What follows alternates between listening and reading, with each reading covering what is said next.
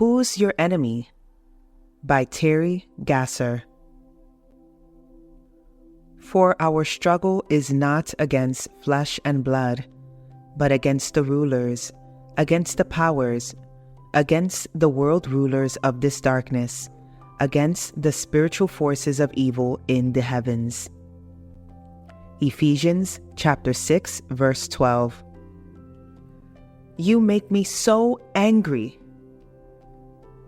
How many times have I shouted this at my children or husband?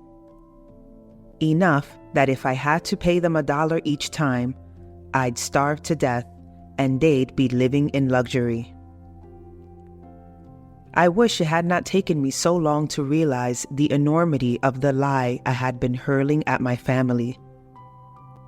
Anger is a legitimate emotion. Even God gets angry at times. While circumstances may provoke us, people do not choose our emotional response, nor do they bear the responsibility for how we act out our emotions. Scripture tells us to be angry and do not sin.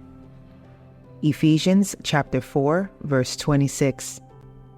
The Apostle Paul wrote this instruction before he wrote our verse of the day, Ephesians chapter 6, verse 12.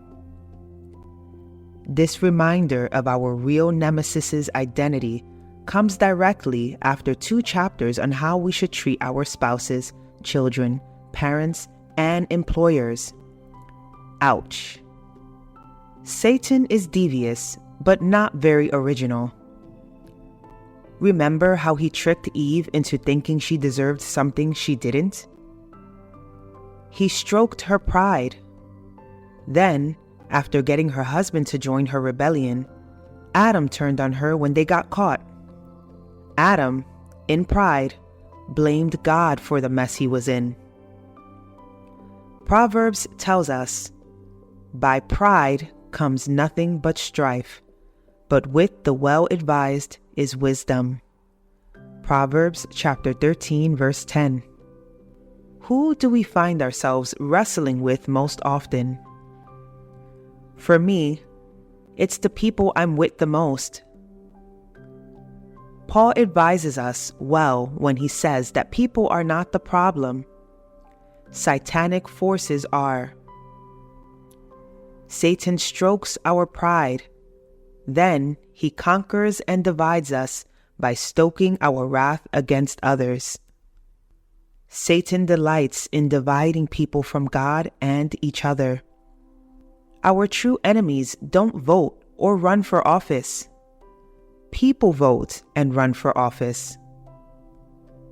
Satan grins when we alienate people from God with political opinions, especially when expressed with an arrogant tone.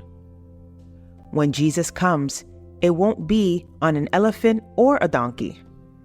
He's coming on a white horse, and many people around us are not ready for his return. The war we fight isn't cultural or political. It's spiritual. How we fight and who we fight has eternal consequences. So, let's take up the battering ram of love, joy, and peace, and storm the gates of hell. Sinners need salvation. Slaves to sin need freedom. Remember who the real enemy is. How can we use anger in a productive way that points people to Jesus?